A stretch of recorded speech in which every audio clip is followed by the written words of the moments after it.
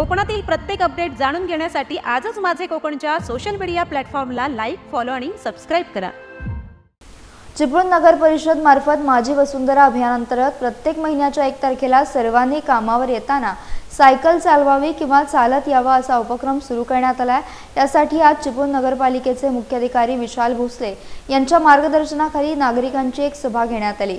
यावेळी चिपळूणमधील अनेक लोकप्रतिनिधी तसेच नागरिक, सायकलिंग क्लबचे अनेक मेंबर उपस्थित होते। या संदर्भात प्रशासक तथा मुख्याधिकारी विशाल भोसले यांनी नागरिकांना आवाहन केले। पाहूयात।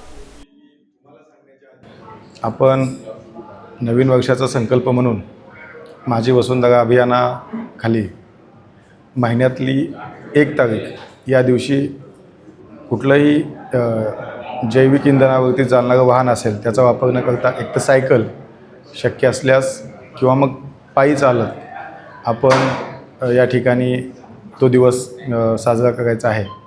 आणि यातून वाहनांमुळे होणारा प्रदूषण असेल किंवा सायकल चालवणं आणि पायी चालणे यातून जे आपल्याला हेल्थचे लाभ मिळणार आहेत याचा लाभ घ्यावा यासाठी हे आपण एक अभियान चालू केलेलं आहे।